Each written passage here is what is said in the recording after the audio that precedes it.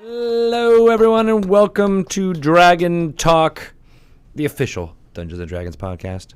Did you know that we were official, Shelly Moo? Deja vu. No. It's true, though. We are. We're official. Hope we don't lose that status. I know, right? That, like, we're going to lose that check mark. Fan voted or something. Well, I'm Greg Tito, and I'm here to tell you that we will always be official. Well, okay. That sounds good. I mean, we are going to do it. We're doing it. Today, we're going to talk to Trent Oster. Yes. I'm not sure if he's president and CEO, but I'm going to give him all the titles Let's of throw Beamdog. them all at Adam. Yeah, exactly. And Canadian. He's also Canadian. Yes. That's true. Beamdog is the company that makes amazing enhanced editions of Baldur's Gate 2, and they got something really excited that they're going to talk about that he's going to talk to us about. Something, or is it? No, it's been announced already, but he's going to talk more about it. And maybe he has an actual release date to announce because it's coming very soon. It's going to be very exciting. Okay, good. Neverwinter Nights. Whoa, I've heard of that. I put an S in there that was not actually in there. Yep, Neverwinter Nights. Yep. Enhanced edition is coming out. Well, Yeah. the people have to be rather pleased about this, I would imagine. They are clacking all their happy clackers. Because everybody always talks about whenever you talk about D&D and someone's like, oh, I used to play Neverwinter Nights. Exactly. Yeah, it was Heard that a lot. It was this seminal game. Not too long ago. I mean, we're at the point now we're getting a little bit further along in my evolution. I think it was like maybe Trent will tell us exactly when it came out for the first time because he was. I think he was on the team that made it. Will we know what makes it enhanced? Yes. The enhancements? These are all the questions that we're going to ask Trent in a little bit before we get to other fun things that we are going to talk about, which is, what are we talking about? What's going on here in the Dungeons & Dragons world that we want to discuss? What time span are we in right now? December. It's still in December, so happy holidays. Happy holidays. Happy holidays. Have you had eggnog yet this season? I have not had eggnog, but we did go to see the Holiday Inn at Fifth Avenue in Seattle this weekend. Was that? It was a musical that was set in the 50s. Oh, okay. So there was a lot of musicaliness. Joyous singing? Yeah. And I'm not one of those people who hates on musicals. I like musicals. Clearly. But there are some that I'm like, it just doesn't really do it for me. Oh, Yeah. really? Yeah. It's one of those. I mean, it definitely had funny moments and good singing parts of it. But at the end, I was just kind of like, it's a musical. Meh. Yeah. This is why people don't like musicals. Because I was like, oh, that's why. Too much singing. Yeah, exactly. I'm like, we need some so much music. Make some new holiday musicals out there, right? Yeah. That's what I'm saying. So that's why Shelly and I are also going to announce our rock musical. Holiday musical? Holiday Notes and In.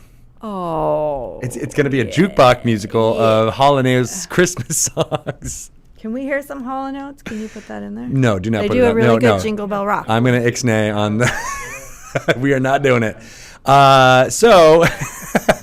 There's rights, I asked for nothing. There's rights issues that might be involved. You can play. All right, that is true. You can. Technically, if you're providing commentary, you can play the whole song. I guess you're right. Hall & Oates Christmas. What is that called when it's a transformative art, act? I ask you for nothing ever. Have I ever made any demands? And I put rules down. I put no, that shall not be happening. Mostly because I want to get to our guest. I want to talk to Trent. Let's talk to him. He's got lots of things going on. Let's go. Real quick, Xanathar's Guide to Everything is a good game. It's number one on the bestseller list. It's number one on the bestseller list. Really fun stuff. There's Idle Champions of the Forgotten Realms. It's out there. It's doing amazing stuff. There's also something called Twitched Plays.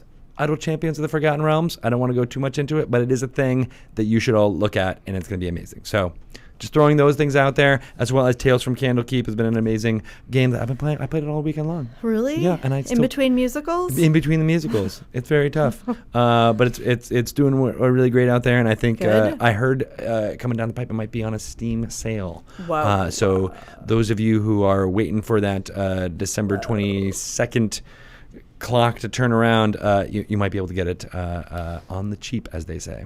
And you should all be putting Betrayal at Baldur's Gate on your holiday wish list, because other people have, like Boing Boing and IGN and USA Today. You might have heard board games. You might have heard at least like two of those publications, maybe one.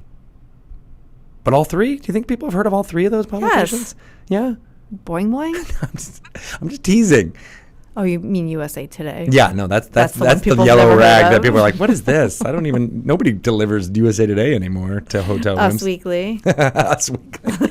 You got on an Us Weekly Okay, list? that would be like the biggest coup of my life. Yeah, you're like, finally, I've made it. The Real Housewives are playing it. Love it. Oh yeah, they Real Housewives of betray Balder. each other all the time. They do. They play it in real life. How come you're not doing this? You should be going to all of those Real Housewives right now and be like, you should all be playing Betrayal Legacy. Yes. Yeah, Betrayal. your That just legacy made my- is one of betrayal. When you said that, I was just like, he said it. Oh, but I forgot we already announced it. Oh, You got a little nerves. I You really got a little did. nervous. Woo-hoo, it's Yeah. been like so long. If you don't know what we're talking about, look it up. Betrayal Legacy is a thing. There's a lot of news stories on But it. you should still be putting Baldur's Gate on your wish list. That's right, because you can actually buy that one now. Because it's Legacy out now. you won't be So- able to do so, until like, start 2018. Getting, yeah.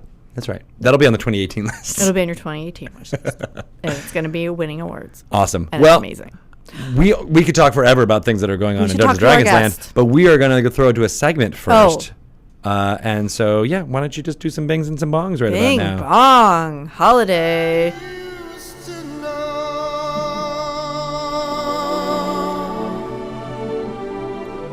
It's not Holiday. Was that Hall? Or was that Oates? That's not Holiday. Jingle Bell Rock. He was counting in his head. He's like 1, 1,000, 2, 1,000, 3, 1,000, How many 4, times 1,000. can you do that on one podcast?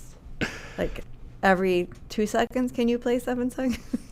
You can do whatever you want, but if you're talking, if you're providing commentary about it, I then was- You can play the whole song. That's The true. commentary is I was rocking out in my car. Ryan is our First Amendment lawyer that we always go to when we have First Amendment See? He's problems. multi-talented. He's multi-talented. It's true.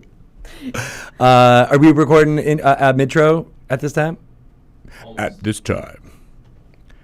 Sorry if I'm rushing, but I didn't realize it was 4:24, and we got to get to talking to Trent. He's got Kinda he's got things to It's kinda do. nice. Yeah, right. Yeah. Getting like a little bit more of Yeah. things going. No, it's good. The Um, people listening are probably like, thank God. I know, right? Not They can just talk talking. faster. Ugh. That segment was amazing, though. Did you get that segment? Totally. Yeah, it felt like I know more about dragons and/or dungeons. Yes, At this time. totally. It all happened I know. very I know. fast. Just filled with knowledge. Your head actually grew a few It did. sizes. These Are you headphones sure? are tight. All the hats that you were wearing are Yeah. now busted. When I go home for the Hulk holidays, style. I am just going to delight my family with lore they should know and or sage advice. See, we've gotten good at this. I used to say we were not good. No, we've gotten good at it. Oh, no. We got to go really down. good. So good, in fact, that we should just call up Trent right now and Let's start do it. talking to him. Let's do it. That's all right. That's all right. Dad. Ah.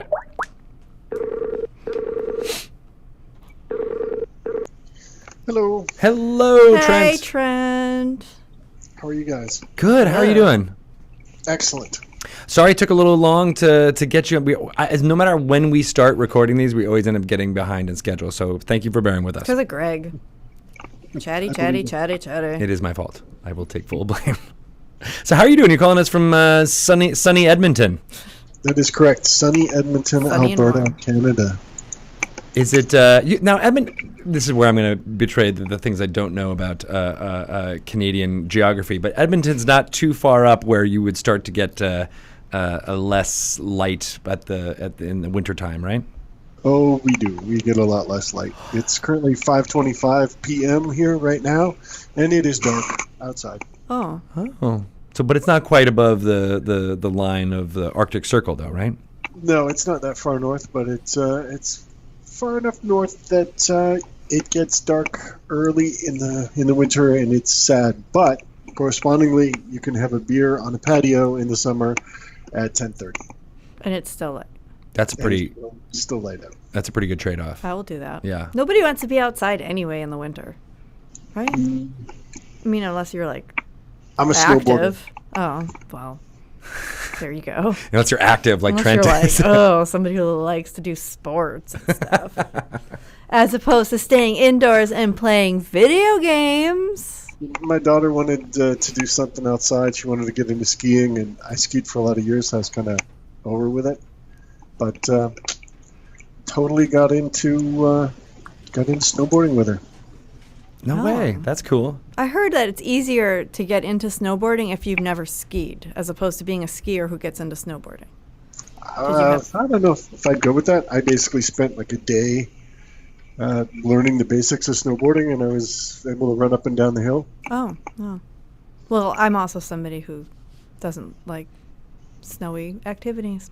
Or anything with a hint of danger. I don't like danger. I did ski once, and I didn't learn how to stop. I actually didn't know how to ski at all. And when I realized I was going very fast down a hill and didn't know how to stop, I decided that my best course of action would be to just flip over a fence. And I stopped Yeah. and cried. and cried a little. I broke my thumb. Oh, no, really? You broke your thumb? But it was a great excuse to not ever have to go skiing again. Aw. Yeah.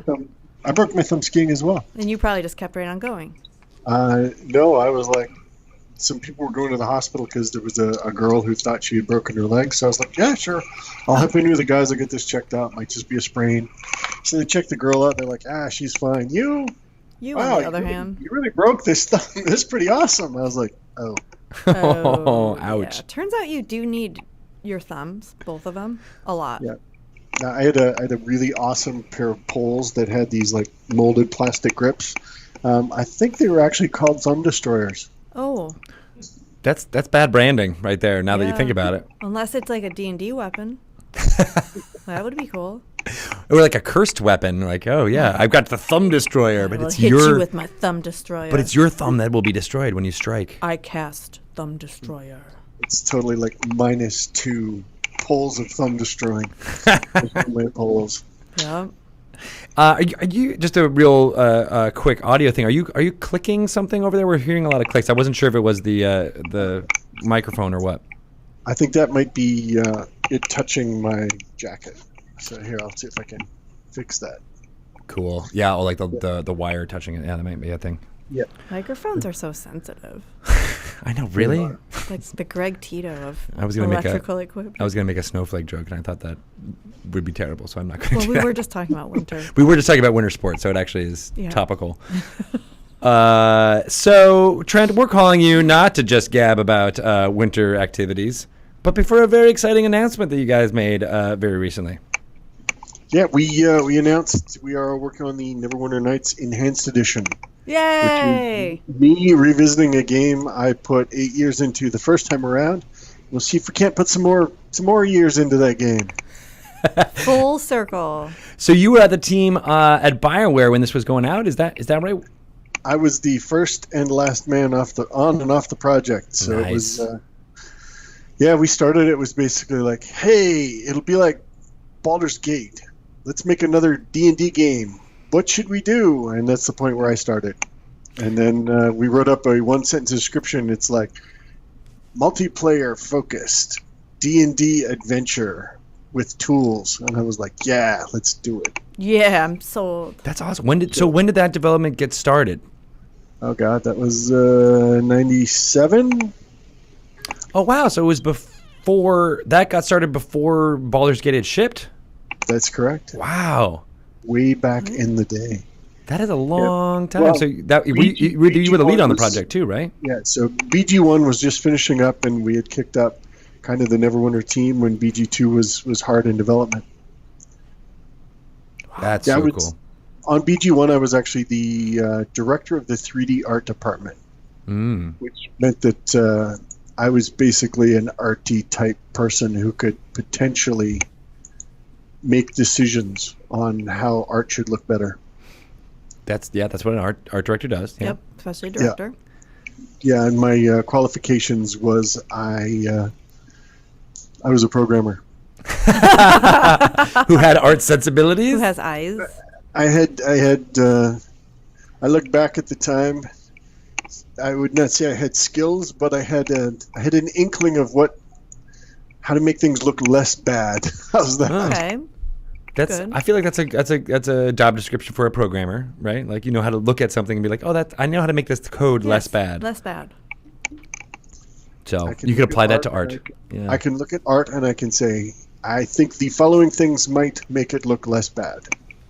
Sweet. And then you parlayed that into so yeah. Why were you the one who was leading up the Neverwinter Nights project?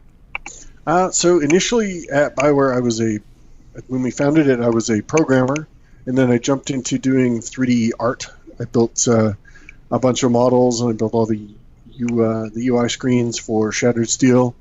And so I was kind of the most experienced 3D artist at the time in the company, and I kind of saw the writing on the wall. It's like, I kind of suck as an artist. These people are getting better than me. I'd better get out of art. I'd better get into something where I can't be challenged. So I will lead a project. So that backfired on you. Now look. Yeah, I basically became in charge of a project, which I never realized meant that I would just not sleep until it got shipped. Oh, yeah. When, so that was entertaining. When did Neverwinter Nights ship? Just when I'm getting the timeline right. So I have this dark period in my life where I actually don't recall much of anything. Because you And I didn't know sleep. that Neverwinter shipped in that period-ish. Well, that cleared up nothing. I think it was about 2002-ish, I think. Okay. Yeah, because I was thinking 2004, and I'm like, I think I'm off. That might have been when the expansion started rolling around. So So it started in 1999, did you say? 7. 97? 97. 5 Yeah. years? 5 years. Yeah. Dark I know. days, man. Dark days. So that whole- Dark Edmonton days. Like Yeah, so literally and according- figuratively. According to the interwebs, Neverwinter Nights shipped June 18th, 2002, 2002. All right, so you nailed it. which means I was probably sleeping then. Yeah, that's why you don't remember. For the first time in 5 years. Yeah, I actually slept for 3 days once we shipped the game. So we got it together. We sent off the final release candidate. Everybody had said, yes, it's good to go. And we drank a whole bunch of scotch that a Microsoft guy had bought his way into the private beta with. And then we went home. I slept for 3 days. Wow. Yeah. And so after all that experience, the number one thing you wanted to do, or maybe was to jump back into it as part of Beamdog. Oh, well, before that, so Neverwinter shipped. I slept for 3 days, came back, got the patch set up, got Teams rolling and everything, and I took 3 months off Oh, where I didn't even turn on a computer. wow. So I became a Luddite for 3 months. How was that? sounds nice. That was awesome. I totally disassembled and reassembled my race car, and I spoke to no one who knew about computers or anything. It was good. Your race car? I didn't know this Yeah. about you. Yeah, I have a race car. Actually, at the moment, I have 2. It's because the one that was disassembled is now in 2 parts. Let's just say the fixed to fun ratio is a little skewed on the one, so it is currently on an extended timeout. Oh, Got it. So I recently picked up a spec Miata. So it's a very small car, and the way I can fit in said small car is by bolting the seat to the floor, and it's wildly entertaining because it has no power, and it's all about throwing it through corners as fast as you dare. That does sound fun in a video game setting, not so much Yeah. in a... This is where I skew more towards the Shelley side of things. I'm like, that No sounds danger. dangerous. yes. It's awesome. It has ruined racing games for me forever, though. Oh, I bet. Right? Because I can't feel the forces with my butt. 'Cause that's what I use. I use my butt when I'm racing. My butt's talking to me. It's saying it's a little much. He's up there. So racing my games, God. I can't use my butt. So it's My- just My son would love this conversation. yeah. My butt's talking to me. Mommy, my butt is telling me something. Well, your you butt's should- like too much, man. Too much. Ease We're up, slow. ease up. Does it like clench up like when it's going that fast, or You can just Like feel the actual weight words. in the car when it shifts, and you can feel how much force it's kind of throwing into you. I say my butt, but it's really my entire body giving me feedback saying, "Ease up, madman. You have done too much. This corner is not going to go well." And, I love that. where do you race? We have a track locally. Huh. I've been just limiting myself to the local track, so unfortunately I can never make enough points to make it up too high in the standings, but I think the first year I raced in this class I was 8th overall for the year. This year I think I'm up to 4th. Whoa, Well, that's good. Moving on up. Progress. You're getting leveled up. Yeah. Top 3 guys are good, man. Really good. This is a bit I know a random, guy. though. But I just listened to a podcast that was about like stunt guys in the 70s and 80s, and one of them was the Mad Canadian. Do you know who that is? Trent. No, I don't. He was a guy who was trying to his like big stunt that like never actually did was to jump the St. Lawrence River, Oh, jeez. which is like a mile wide, in a rocket car. Oh my God. But I just love That that sounds like a great idea. it does. Yeah, and then his understudy ended up doing it because he No. wouldn't do it. Kind of. I don't know. There's a long story to that. Ken Carter. Ken Carter. That's right. And the guy that what's the name of the guy from Eastbound and Down? The main character. Oh, Bandit? Or, No, sorry, that no, HBO Eastbound. show. Kenny Powers. Kenny Powers. So the person who actually did the jump is named Kenny Powers. Oh, no way. And it's like on the Wikipedia page, basically, it's like it's loosely based off of this guy, Kenny Powers, that was the guy who actually Someone ended up doing actually this jump. did this, though? He did the jump, and then he went 500 feet, fell into the river, and like broke his spine. Oh, so when you mean he attempted He the attempted jump. the jump, yes. He Okay. not actually did it. And oddly enough, that guy who did it, that's not the Mad Canadian. Ken Carter's the Mad Canadian. Wow. But So- still, to have a name like Johnny Powers. Yeah, exactly. It feels like it's a very D&D thing. So, sorry, back to Neverwinter Nights and how awesome. Right. Shelly was just asking me before we got on air here. She was like, "Well, what's going to make it enhanced this time around?" I couldn't wait for the answer, so I started asking Tito, and he said, "Calm down. We're calling Trent right now." Yeah. So what makes it enhanced? What's the enhancement? So first thing we did was we went in and we converted the rendering pipeline. It used to be kind of a much older technology, and we made it shader based, so it's actually extensible now, so people can go in and mod it. For end users, we also added 4K display support, so it'll actually run on bigger cool. screens, and the user interface will actually scale up. And we built a new matching service for it, so you can actually match and see games where previously the matching service was GameSpy, which is no longer around. And right now, I mean, we're in a beta where we're just kind of coalescing features together, and we're working with all the community people who have been around for since the game shipped, and we're just adding enhancements and improvements to the game based on kind of their feedback and their direction. So that's why we announced early, so we could get community involvement and make sure that we're putting the hard effort into the right features. Well, we know the benefits of having the community actually tell you what they want. So Yeah. that sounds Well, great. It's really easy to just get drunk on your own Kool-Aid, and you're like, hey, I know what I really like and what really matters. But then when you start talking to fans, they're like, oh, actually, this is what really matters, and this is what I should be building for them. sure. Yeah, we learned a lot. So I played the Neverwinter Nights single player campaign and loved that, but I never got into doing more of the multiplayer. But I remember hearing years and years later that it was a super vibrant modding community. There's still people who are modding it today and are building modules within it. Will all those modules that people have made for the non-enhanced edition, will those work with the enhanced edition?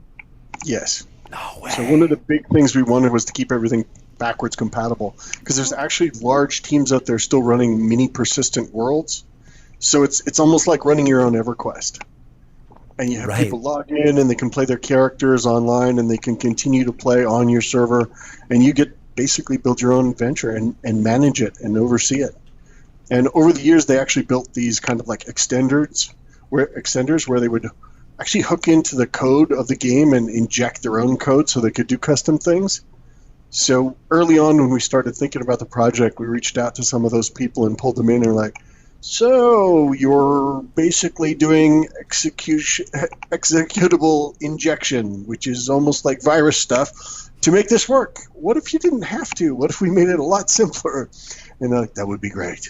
So we've been working with them, and right now we've got kind of a lot of the original client extender side stuff. We're actually just moving a lot of those features just into the basic version of the client in the game.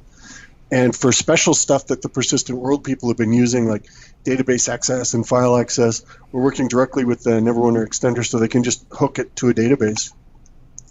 That sounds really exciting, and especially the fact that and maybe some of our listeners may not realize this. I mentioned, of course, that there's a modding community, and you mentioned the persistent world thing. But if you really think about it, it's as if you were playing an MMO, and all of the quest givers and all the things, the dungeon masters or people could be played by people. Could be played by people who are in that community and acting out the parts of it. There's obviously some stuff that can be automated too, but. Right, there's the ability to almost make it like a persistent D&D campaign with players on both sides of the code. Is that correct? That is correct, and that's one of the things I was so excited about to return to Neverwinter was it just did these amazing things that no video game since has even gone close to. Right. we had this really powerful tool set, so you could create your own adventures, anything you wanted, and we actually shipped our own adventures, so you could load them into the tool set to see how we built things, so people could basically look at all of our good code and not so good code and find out how to do it themselves. And then we added in the DM tools where you could actually have not only one DM logging in, but you could have like a head DM, and he or she could delegate abilities to other DMs who could then work under them to kind of run the adventure for you. And soon after launch, there were some crazy persistent worlds that people had thrown up where there's like 3 to 4 DMs all working together to run an adventure for a party.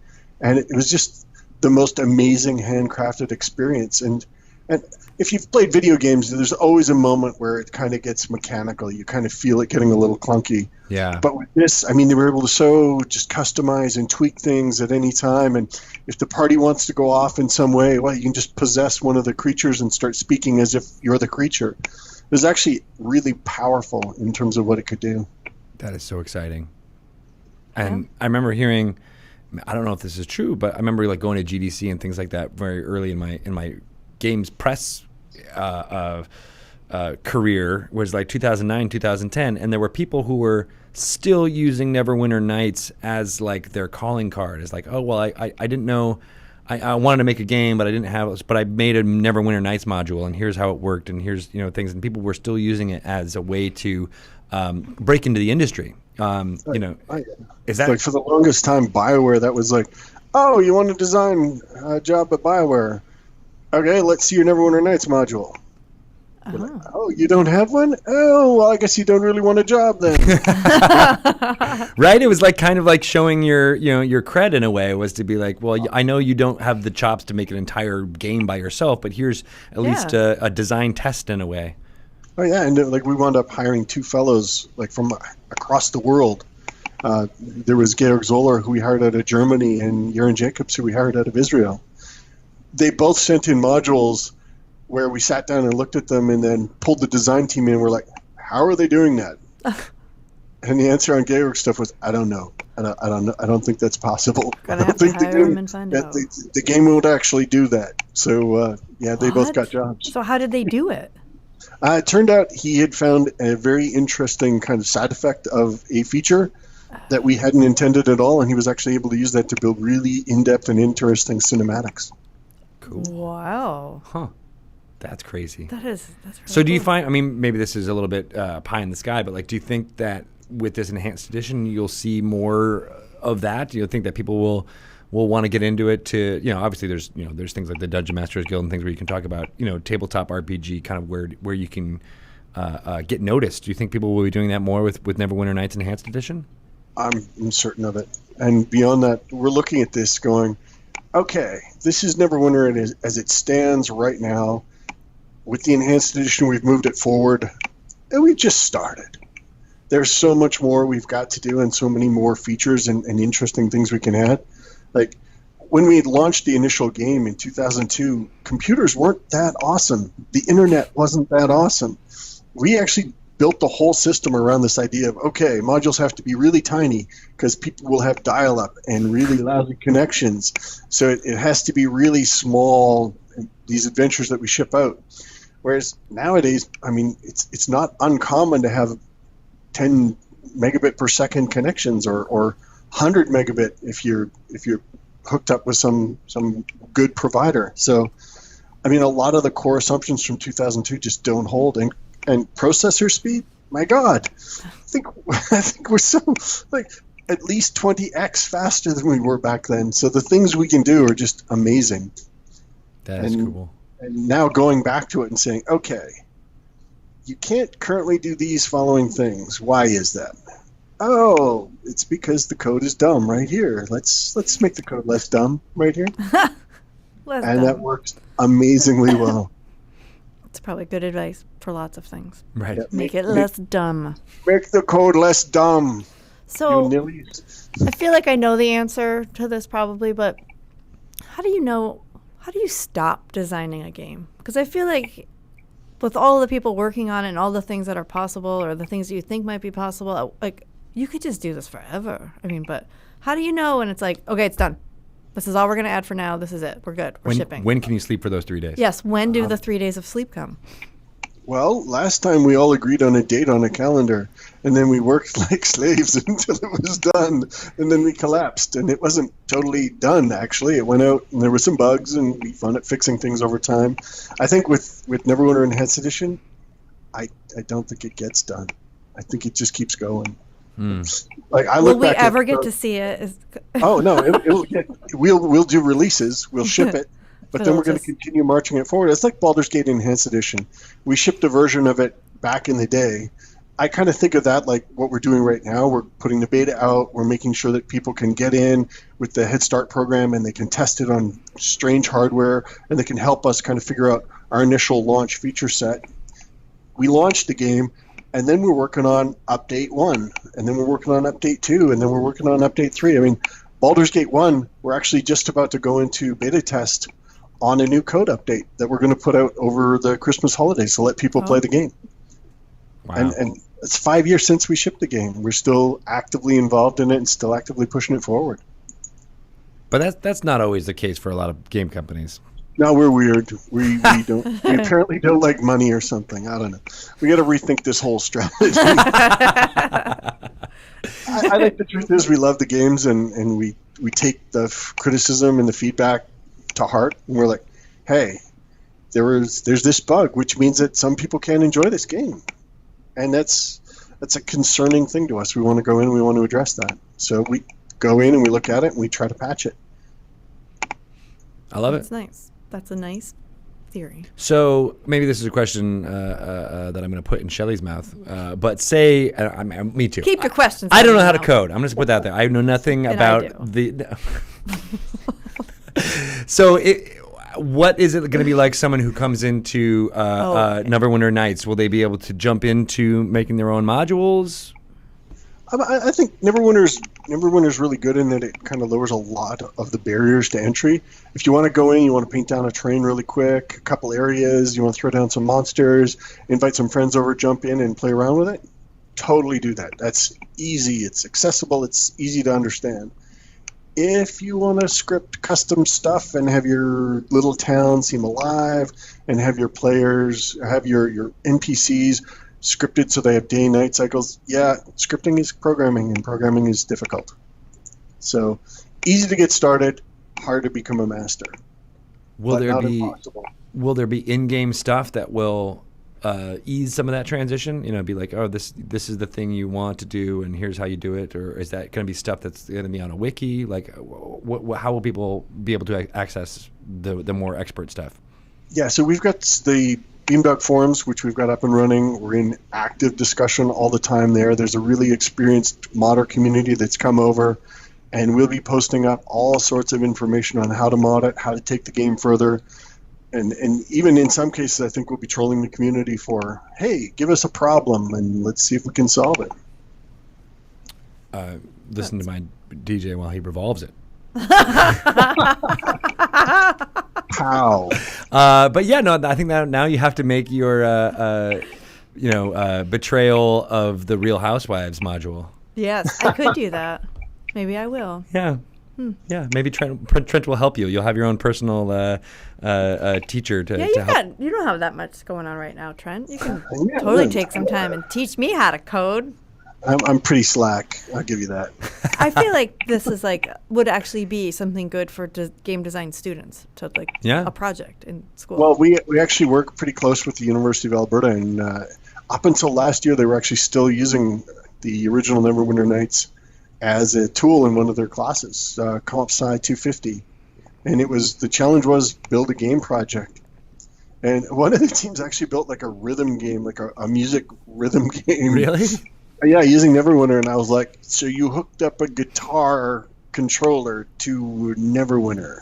How did you do this? And I walked through it, and I was like, oh my god, I guess that is technically possible. Wow. That's cool. I love it that you guys who are the caretakers of the code and are bringing it forward are still constantly surprised by what the community does. That's cool. Yeah, we just hired one of those guys, one of the students from that group. Really? He actually just joined our company today. Oh, really? Congratulations, nameless Welcome, person. new student. So I'm looking forward to Guitar Hero Neverwinter Nights edition. Yeah, I don't think we're going to go there. Those guys, they did such a good job. We can't top them. So that makes sense. we're just going to try and stay with the whole role playing kind of aspect. Yeah. We'll enable the crazy side projects that people want to try, but at the same time, I think we'll just focus in on the core. It would be Loot Hero, I guess, not Guitar Yeah. Hero. Yeah. Sorry. Bard hero. Loot box hero. Yeah. So what about? I mean, this kind of speaks to the culture at Beamdog. I know maybe we talked a little bit about you guys are in Edmonton and things like that, but like what's it like being a fly on the wall on the studio? I feel like not many folks might know what it's like there. We're a pretty small team. We're under 30 people. It's kind of a mix of old crusty industry vets who have decades of game development experience and some new sharp little students out of school, and it's a pretty good gang. I'm actually really happy. We actually very rarely have we advertised for a job. Most of our hires have actually been just private recommendations. Mm-hmm. I'll reach out to my network of spies and I'll say, I am looking for the best person in the world who can do this. You must give me your personal recommendation. You must stand behind it. And, I will hire the person who is recommended. And so far, it has been amazing. So does this game have a release date? No. It's gonna be We're still. No, it won't be forever. Our goal is to kind of we're going to get kind of a core feature set that we think makes the game a truly enhanced experience for the average game player, in addition to the expert who wants to go in and run a persistent world. Because we really want to kind of march everybody's setup forward and make the experience that much better for every person. So I think once we've got that kind of core feature set nailed down and the community is really happy with it, and we've tested it on a crazy variety of hardware, we'll do an official hard launch. And then after the hard launch, we'll start doing updates. Currently, we're doing a weekly update cycle, so every week we drop a new build with new features. So you have already started getting feedback from your community? We are deeply involved with them. I actually, at this moment, have 4 separate tabs open to various sub-forums where I'm looking at suggestions and going, wow, that sounds really awesome. I think that's impossible. Wow, that sounds really cool. I think we could do that in a couple days, which usually causes me to go up and interrupt somebody's work and say, hey, I know you're working on this really important thing, but I think this is really cool. I think you should do this instead. At which point there's usually some eye rolling and so on, but we get past the that. forums again. And then he's poking at the forum. Can't we get him all not access to the forums? Cut off his access to the forums. Exactly. So is there consistent feedback, or is it kind of everybody wants something different, or are you seeing a thread of everybody seems to want this one particular thing? There's a couple big foundational pieces that keep coming up. I think one of the big things is being able to customize the user interface. I mean, when we built the Neverwinter interface, it was 1024 by 768. That was the screen resolution. The UI is built around that. And if you don't like that, well, that's entirely bad. It scaled a little bit when you went to higher resolutions, but it wasn't very good. So with adding the 4K scaling, we've kind of taken a first step towards that. But to me, going in and customizing and opening up that user interface really offers kind of my idea of where the future of Neverwinter can go. I think the other thing is our implementation of the D&D rules was, here is our implementation of 3rd edition at this exact time slice, and there's extra stuff that the fans want to add because there's so many more rules than what we actually implemented. Yeah. There's races like Aasimar and Tiefling that we just didn't do because we didn't have time, and people keep trying to add them in through various techniques. If we could just go in and be able to open that stuff up and allow them to add it in just native without needing an extender, that would be awesome. So, yeah, that would be. So that people can kind of homebrew their own thing. Exactly, and people like having their own worlds where they tell their own stories, and sometimes people want, I want to try and do some kind of Dragonlance campaign. Okay, I want these things instead. So we really want to enable that customization again and kind of push it further. That's neat. Now, do you ever find people are confused when you make Neverwinter and not Neverwinter Nights? There are people who are like, oh, this is the MMO you're talking about. Actually, no. So far, I think we've mainly been messaged to the more hardcore who really know what Neverwinter Nights is, and they kind of understand it. I think with time, especially as we approach release, we're going to really kind of work on that messaging to keep it clean and to make sure people understand that there's Neverwinter, the MMO, which is you going online to play on a hosted world that is hosted in one place by one company. That's awesome. This is a different thing, and this is kind of like the single player adventure / multiplayer adventure / mini MMO thing that you can do on your own. So that already got confusing. The more slashes you put in there. I know, that's the problem with everyone. You try and describe it, and it's like, so it's this thing that does these other. Oh God, it does everything. It's more of like it's similar to Dungeons and Dragons, that it's a framework to tell stories. We really looked at it as kind of like, when people ask me what should Neverwinter be, and I was like, remember the basic set? You got this red box. It should be everything in that box. It should be an adventure. It should be a tool set. It should be all the things you need to have an amazing experience with you and your friends. Like, I look at the Baldur's Gate series, and Baldur's Gate was, here is an amazing adventure, handcrafted for you to enjoy. Go enjoy it. Yeah. Neverwinter was more like, here's a tool set and a framework for you and your party to get together and share an amazing multiplayer experience, just like pen and paper D&D. Right. I like that. All right, so now I guess I have two more things because I want you to tell me where people can find out more about this. But before I do that, you're the perfect person to ask, and I feel like I don't know why I have never asked you this before, but why is Neverwinter Nights called Neverwinter Nights? Good question. People have asked me that, and I don't really know. I always kind of thought it was a play on that Bob Seger song. It was like, the Hollywood Nights. That's really what you Literally, that's what I thought. Because I was a kid, I thought, I don't know, it didn't make any sense. Or like Talladega Nights, that, Will Ferrell movie, Why is it called that? It's really sad, man. I know, right? I know. So do you know the answer? I mean, you're the person who should answer that. I do know the answer. We originally wanted to name it something exciting and something dramatic and something awesome, and we weren't really coming up with a name. And at the time we were publishing through Interplay, and Interplay said, hey, we've got the rights to this old AOL game called Neverwinter Nights. We should name it Neverwinter Nights 2. At which point we're like, so the old Neverwinter Nights was a MMO where you could log in, and it was basically one of the first MMOs ever created. And people spent thousands of dollars playing this. It was, you paid by the minute you were connected. Wow. So they're like, Neverwinter Nights 2, and I was like, okay, this was AOL Neverwinter Nights. How many people remember that? Okay. Not me, apparently. Let's just go with Neverwinter Nights. We'll go with that. And that was a compromise decision on all fronts. And it kind of went like I expected, which was, we announced Neverwinter Nights. There was much rejoicing through people who didn't know what the original AOL Neverwinter Nights was. And then there was a community of people who were original Neverwinter Nights fans from AOL, and they're like, hey, our game's coming back. This is going to be great.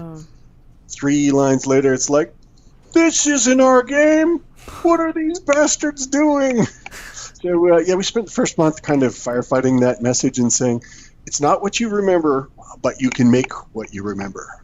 Nice. The fun things you remembered from the game you loved, you'll totally be able to make those in this. And you could actually make so much more. That makes sense. By the time we shipped, we had so surpassed the original in terms of what they could do. Because they actually, the original Neverwinter, you actually couldn't fight other players. You could only go into town and talk, and then you could go out into the wilderness and you could fight monsters.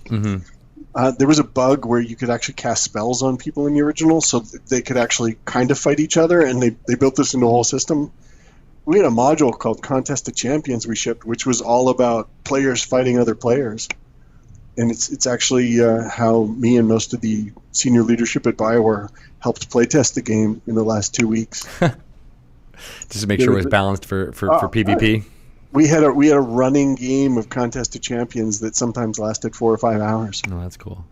Yeah. Well, awesome. Well, I know you got to get out of here, so I'm not going to hold you for too much longer. Last question then is, where can people find out more about Neverwinter Nights Enhanced Edition, join the community, and become a part of this?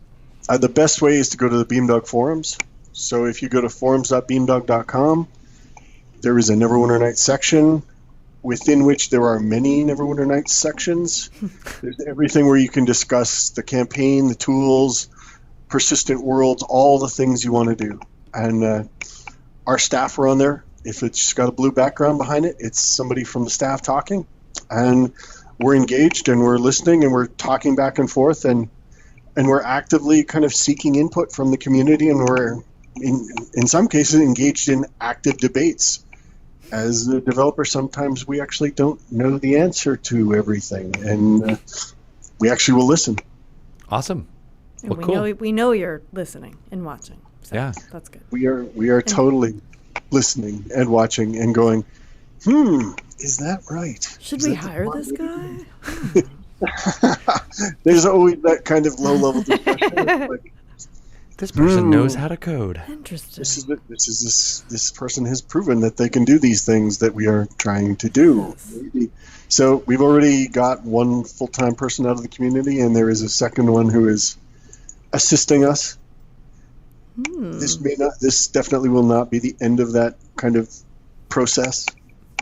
Cool. Well, I can't wait. It sounds exciting, and I like the fact that people are going to be guiding or providing the feedback to let you guys know what to make it work like, and hopefully it'll be do you have like a vague timeline as far as when it'll come out? We were trying originally for this year. It's really going to come down to This year. when's the 2017. Wow. So are we thinking like Q1, Q2, 2018, or? We're still right at this point. We haven't built kind of a hard list on exactly what we got to do yet. Okay. He's not giving So- it up. So Yeah, He's not telling us. soon trademark. it will be sometime between now and probably before 2019 rolls around. So Okay. 2018. So 2018. You heard it here first. Awesome. Well, thank you so much, Trent, for calling in. We'd love to hear more. Maybe we'll check in with you on the development or talk to some folks who are in the trenches making this happen. I think that would be totally awesome. We have many trench people who are willing to non-trench people. We'll leave some of the pressures of crunch time for that, for sure. Exactly. All right, Trent. Well, thank you so much. We'll talk to you soon. Thanks, Yeah, take Trent. care, guys. Okay. Great You talk. too. Bye-bye. Bye. It's fascinating. Good stuff, right? Yeah. I all this flood of stuff that I remember about Neverwinter Nights started to come back to me. I'm like, oh yeah, I Weird to remember think, like, this. he was working on it. Yeah, I didn't even know him then. I know, right? I have this like my little beholder necklace. Your beholder necklace is bringing it all home with that. I don't think there's a beholder in Neverwinter Nights, but maybe there will be now. Something add might one in. inspire. Yes. Say, Shelley, where'd you get that necklace? Oh, this little beholder, beautiful silver necklace. It's from a little company called Honcholo. And you can find this and other beautiful D&D accessories. Like what you're wearing. Like my Claude Tiamat pendant / necklace, which is great because it's got a D20 in it with the little claw, and I love it. And it's kind of like, I don't want to say it's subtle because it's totally not, but it's definitely like a hey, I'm a D&D person, aren't you? It's like a little It's a like, conversation wink and a starter. nod. Like if you saw me walking around with this and you didn't play D&D, you'd be like, whoa, what's... Okay. I'd be like, that is very beautiful. Is that... Oh, it's lovely. was that Gucci? I was trying to think of like a designer. And that's all I got. Gucci? Is that Gucci? Yeah, but if you did play D&D, you'd be like, thumbs up. Yeah, like we're in the club. Yeah. Yeah. Get it. All right, so go check it out, hancholo.com, for the very expensive gift on your list. Is it expensive? That one is. Mine is? Yes. Well, it just went up in price. It just went up because it's got Shelley's DNA on it. That's right. D&D DNA. Yeah. Very cool. I can't wait for the holidays to roll around. I bet you can't either. Can't wait. We need to probably edit out in the intro when I said it was coming very soon because I assumed that this game was coming out very But soon. that is soon. I thought he was going to say like 5 years. Oh, Oh, I don't know. I was thinking it was going to be weeks, but no, I 20, didn't realize it was going to be, sometime in 2018. Weeks, really? I When don't was know this announced? You think I should be How do I miss know about things? this because of being the communications manager and stuff, but I missed that communication. I screwed up. You missed that communication. I missed it. I'll follow. You can We'll go go ahead and back just through blame your me. Blame emails. it. There shall be blame. Well, I think it's going to be. I say May. Oh let's yeah. do a poll. Really? All right. May 2018. We'll have like a Deadpool on like when it's going to come out. All right. Yeah. I'm going to go with July. Oh. Wait, okay. no, January 1st. $1. No, Because it's hate before that it goes guy. over. Right. Oh, that's the worst. All right. Well, they better hold to it then. All right. And we didn't even get a chance to make fun of Philip Daigle and the feud that he's got with yeah. Nathan Stewart. There needs to be more attention on that. But maybe we'll have Philip on as they get closer to developing. He could do a call into Fireside Chat. Exactly. It doesn't have call Right. ins. And you should check out the Beamdog is doing streaming of their own from their channel on Fridays on their Twitch channel. I want to say it's 10 a.m. Is that right, Pelham? Or is it 11? No, it is 10. 10 a.m. Pacific time on Fridays. You can watch them. They'll be doing that throughout the course of their development. So Cool. kind of like an open forum to, you can go to their forums. You can do it there, or you can do it during their streaming. So we'll be hosting that here on this Nice. Twitch channel. What a good host you are. TV/DND. Where can people find out about you, Shelley? Speaking of hosting and Feta? kind of close this out. Yeah. At Shelly Moo. I had a reason. Well, we were talking last time about why they should follow me on Twitter. Because you're cool? No. Because you post lots of cool pictures? Of you sometimes. Yeah. Yeah. From this very podcast, I mean, in that's fact. actually a reason right there, but I can't really remember. You should start posting more pictures of me Of now that you? we can see each other much easier through our new cubicle system. Where you can And like Trevor's head. Yeah. Trevor's the only thing between us. Trevor's between us this whole time, Trevor kid. Yes, you should do Yeah. that. And just have his like wisps of hair. I will. You know what? I'm just going to do like a daily, Monday through Friday, random Greg Tito photo. You're not going to know when. Yeah. Can I pose? I'm very good at because posing. it's going to be candid. Oh, all right. Well, I'll be like picking my nose and stuff. It might be. Actually, if you let me know, I will pick my nose for the Okay. for the picture, just will. to make sure it's in there. That'd be great. Yeah. Yeah, Post lots of pictures of that. Yeah. So All right. that's why you should follow me on Twitter. At Shelly Moo. Yeah. Nice. You can follow me at Greg Tito. I will be Tito. also taking pictures of Shelly and asking her Don't you? permission No, if I can thank post them or you. not, because I'm a good person and I'm kind. I will get your permission. You have never said no. I couldn't post anything. I would have if I saw the last one you just put up there. What? That was a good The one. blurry drunk face. Oh well, it's. Speaking of Drunky Two Shoes, do you know there's a Drunky Two Shoes barbecue in White Yes, Center? Is that's- that where you got that's the who name? She's named after. Oh, that you makes know sense. about that? You saw that? Because I was at the roller skating rink, which we talked about earlier. Oh, right. Okay. Yeah. Speaking of Drunky Two Shoes, Yeah. we just left them in Cholt. I blame Bart. Me too. There should be a Bart hashtag. I think he was like, I'm busy with work. And he was like, I can't. Well, to be fair, he showed up to a lot more games than you did. What are you talking about? I was there. Not all the time. I was there for every single session, including the ones where he said, we don't have people to play. You have to go. You gonna back put to this your on desk." me? You gonna put this on me? I'm going to put it on the other two people in the group. It's too. Holly.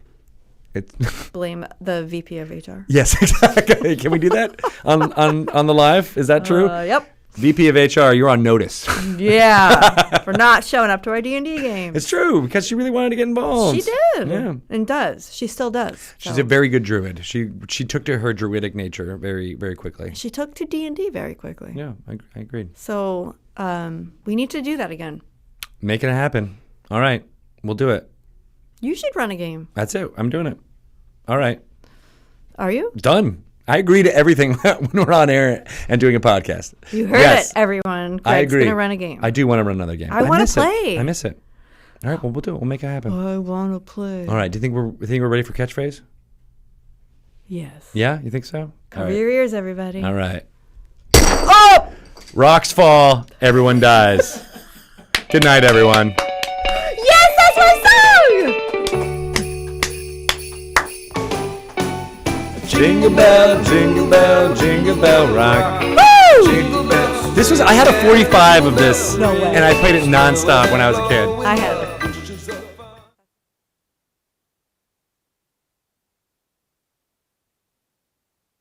People, I like you very much. You're sorry. good. You're good folks. Are we still on? Yeah, we're still on. Sorry. I'm sorry. It's okay. It's all right. You're I'm okay. sorry. We have like 4 different audiences. It makes sense. We are going to close out this here streaming. We're going to be back tomorrow. There's a special Dragon Plus at 2 p.m. Pacific time. Why is Bart it special? Carroll. Because Stan Brown, as well as Richard Witters, as well as maybe Adam Lee, but maybe another third person are going to come in and they're going to draw live on television or on Twitch for your enjoyment. We got a lot of we don't know exactly what is going to happen, but it's going to be amazing. So check that out, 2 p.m. I will. And then I'll be on for D&D News around 3:15ish, warming up the chair for Chris Perkins and the Waffle Crew to continue Dice Camera Action, their storyline going on there. We got a lot of amazing guests coming on in December for Dice Camera Action. Matthew Lillard is going to be joining. Oh, cool. Did you know that? No. I don't think we've really announced that for real, but those of you who are watching, you get the idea that he's going to be in there. Permanently or a special guest? I think 2 episodes at the very least. Cool. He'll be in there. So I totally am spoiling it, and I'm sorry, but that's what I can do because I'm the communications manager. You're just making up the communications. I'm managing the communications, so make sure you get into that. And then, of course, we have awesome Sirens of the Realms at 6 p.m. on Tuesdays. If you haven't seen the previous week's episode for Sirens of the Realms, you should. Have you seen it yet?